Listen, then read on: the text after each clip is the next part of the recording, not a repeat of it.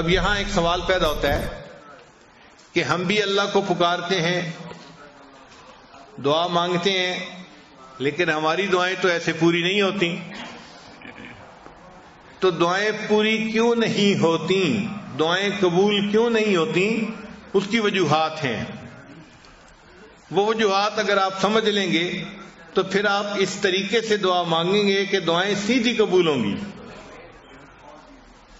دعائیں قبول نہ ہونے کی ایک بنیادی وجہ کہ انسان اپنے گناہوں سے توبہ نہیں کرتا، اور اللہ پھر اس کی دعا کو قبول ہی نہیں کرتے.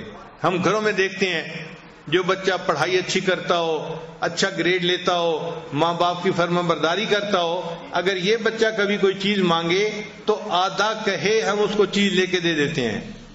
اور جو بچہ ضدی ہو، ماں باپ کا نافرمان ہو، اور گریڈ بھی اچھے نہ آتے ہو، اور ماں باپ کو پریشان کرتا ہو، یہ بچہ اگر کہے نا کہ مجھے فلاں لینا ہے، باپ سنی انسنی کر دیتا ہے.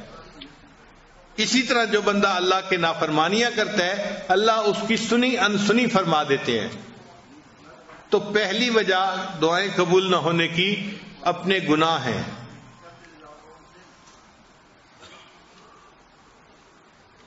ایک مرتبہ بنی اسرائیل نے حضرت موسیٰ علیہ السلام سے کہا کہ اے اللہ کے کلیم، بارش نہیں ہو رہی اور پانی کی بڑی ضرورت ہے، آپ اللہ سے دعا مانگیے کہ بارش ہو جائے.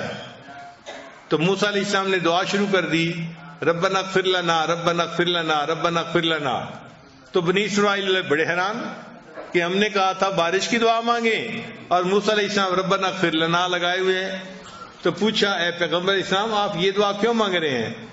انہوں نے فرمایا اس لیے کہ جب اللہ تعالیٰ کسی بندے کی بخشش فرما دیتے ہیں تو اس کی تمام مرادوں کو بھی پورا فرما دیتے ہیں. تو ہمارے گناہوں کو جب اللہ معاف کریں گے تو ہماری تمام مرادوں کو بھی اللہ پورا فرما دیں گے. تو دعائیں قبول نہ ہونے کی پہلی وجہ انسان کے گناہ ہیں. اس لیے جو بندہ حرام کپڑے پہنتا ہے، حرام مال کھاتا ہے، وہ اگر بیت اللہ کے ساتھ لپٹ کے بھی دعا مانگے تو حدیث میں آتے ہیں اللہ اس کی دعا کو قبول نہیں فرماتے. وہ ملبسہ حرام، اس کا لباس حرام کا تھا، اس کا کھانا حرام کا تھا، اس کی دعا کو کیسے قبول کیا جاتا؟ تو حرام مال جس میں سود شامل ہو، جس میں لوگوں کا حق شامل ہو، تو ایسا حرام مال جو ہے اس والے بندے کی دعا قبول نہیں ہوتی. تو ہمیں چاہیے کہ ہم حلال کا اہتمام کریں تاکہ ہمارے اٹھے ہوئے ہاتھوں کو اللہ قبول فرما لے. اور ایک تیسری وجہ بھی ہے کہ اللہ تعالیٰ کئی مرتبہ بندے کی دعا کو فوری قبول نہیں کرتے، صرف یہ دیکھنے کے لیے کہ یہ میرا بندہ پکا ہے یا کچا ہے. دیکھیں ہم بازار میں جاتے ہیں نا تو مٹی کے برتن خریدتے ہیں تو لوگ اس کو ٹھونک بجا کے دیکھتے ہیں کہ پکا ہے یا کچا. بتائیں کہ چند کو آچے کا برتن ہے، اس کو بھی دیکھ رہے ہیں پکا ہے یا کچا. تو اللہ نے بندے کو اپنی جنتیں عطا فرمانی ہوتی ہیں، اللہ بھی بندے کو دیکھتے ہیں کہ بندہ پکا ہے یا کچا. تو اگر ایک دفعہ دعا مانگی قبول نہیں ہوئی تو پھر مانگے، قبول نہیں ہوئی تو پھر مانگے. ہم اپنے گھر میں نہیں دیکھتے، چھوٹا بچہ ماں سے کوئی چیز مانگتا ہے تو شروع میں ماں کہہ دیتی ہے میں نے نہیں دینی، تو وہ چپ نہیں ہو جاتا، وہ پھر امی کا جو ہے وہ دامن پکڑ لیتا ہے اور رونا دھونا شروع کر دیتا ہے. اس کو احساس نہیں ہوتا کہ میرے دائیں کون ہے، بائیں کون ہے، کون دیکھ رہا ہے، کون سن رہا ہے. وہ سب سے بے نیاز ہو کے بس اپنی امی کے لپٹ جاتا ہے اور مانگ رہا ہے، امی دے دیجئے دے دیجئے دے دیجئے. وہی ماں جس نے تھوڑی دیر پہلے نہ کی تھی پھر اس بچے کو بالآخر کہتی ہے کہ اچھا رو نہیں، میں تمہیں دے دیتی ہوں. تو جس طرح بچہ رونا دھونا کرتا ہے ماں فیصلہ بدل دیتی ہے، بندہ جب اللہ کے دربار پہ آ کے رونا دھونا کرتا ہے اللہ تعالیٰ بھی اپنے فیصلے کو بدل دیتے ہیں اور بندے کی دعا کو قبول فرما لیتے ہیں. کئی دفعہ دعا مانگتے ہوئے انسان کو دعا مانگنے کا سلیقہ نہیں آتا ہوتا. ہم دعا ایسے مانگتے ہیں جیسے کسی کو کام ذمہ لگا رہے ہوتے ہیں. صبح صبح افسر آتے ہیں نا دفتر میں تو وہ کام ذمہ لگاتے ہیں، انجینئر کو کہتے ہیں آپ یہ کر لینا، سپروائزر کو کہتا ہے یہ کر لینا، اکاؤنٹس والے کو کہتا ہے کہ اس کام کو دیکھ لینا، سیکورٹی والے کو کہتے ہیں تم اس کام کو دیکھ لینا، وہ کام ذمے لگا رہا ہوتا ہے۔ ہم بھی دعائیں اسی طرح مانگتے ہیں جیسے اللہ کے ذمے لگا رہے ہیں کام۔ یا اللہ میری بیٹی کو رشتہ مل جائے، بیٹے کو جاب مل جائے، میری بیوی کی بیماری درست ہو جائے، ہم اللہ کو کام ذمے لگا رہے ہوتے ہیں، اس کو دعا نہیں کہتے۔ تو اللہ کو کام نہ بتائیں، کام ذمے نہ لگائیں۔ اللہ تعالیٰ کائنات کے مالک ہیں، ان کے سامنے عاجزی سے مانگنا پڑتا ہے، اور عاجزی سے مانگنا ایک ڈیفرنٹ چیز ہے۔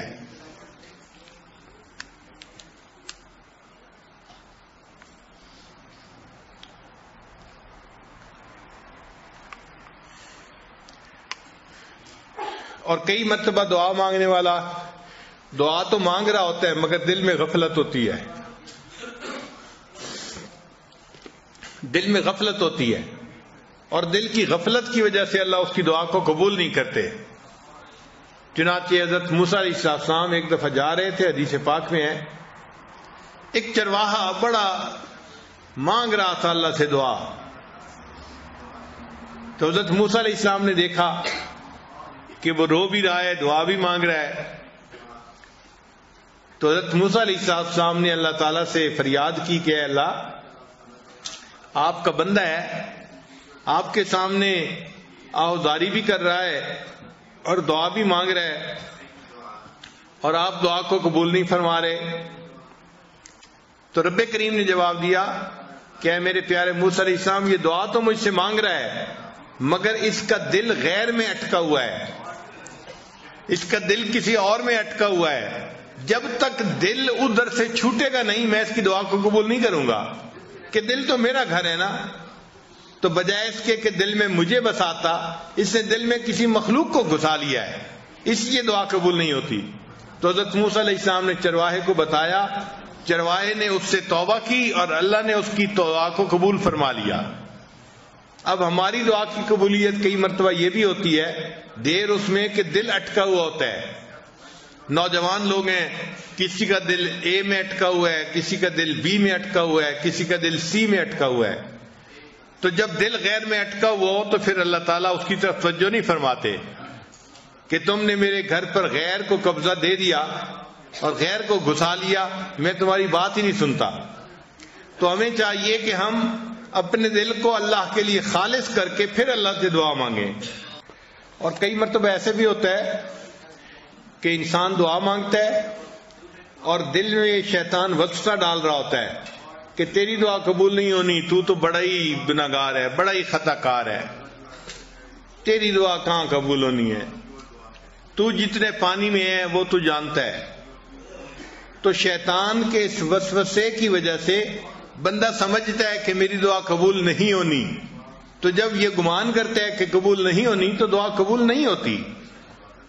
اب ایسا وسوسہ اگر شیطان دل میں ڈالے تو شیطان کے اس وسوسے کو رد کریں۔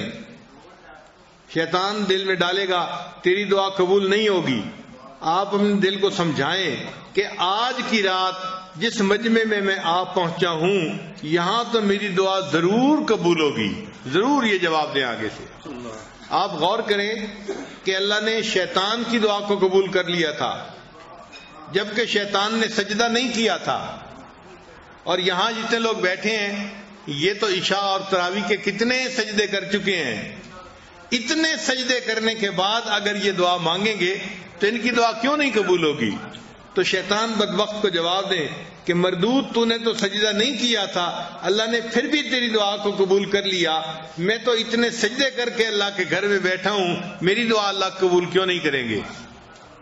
اور اس کو پھر یہ بھی جواب دیں کہ دیکھیں اللہ نے تو تمہیں اپنے دربار سے دھتکار دیا تھا، فخرج منہا، نکل جا یہاں سے، تو تجھے تو گھر سے نکال دیا تھا، پھر اللہ نے تیری دعا کو قبول کر لیا، اور مجھے تو اللہ نے گھر سے نکال کے اپنے گھر میں پہنچا دیا ہے، میں تو اللہ کے گھر میں بیٹھا ہوا ہوں، تو گھر میں بیٹھے کی دعا اللہ کیوں نہیں قبول فرمائیں گے؟ تو اس لیے شیطان اگر یہ وسوسہ ڈالے تو اس کو جواب دیں کہ بدبخت تیری دعا قبول ہو گئی تھی تو میری یقیناً قبول ہوگی. میں تو کلمہ پڑھنے والا ہوں, میں تو اللہ سے محبت کرتا ہوں, مان لیا کہ میرا نفس جو ہے مکار ہے اور تو میرے نفس کو گناہوں پہ ابھار دیتا ہے اور میں گناہ کرتا ہوں, لیکن میں اس پر نادم ہوں, شرمندہ ہوں, اس لیے تو میں اللہ سے معافی مانگنے کے لیے آیا بیٹھا ہوں. تو اللہ تعالیٰ کسی بندے کی دعا کو رد نہیں فرمائیں گے, یقیناً دعاؤں کو اللہ قبول کرے گا. اللہ اکبر لا الہ الا اللہ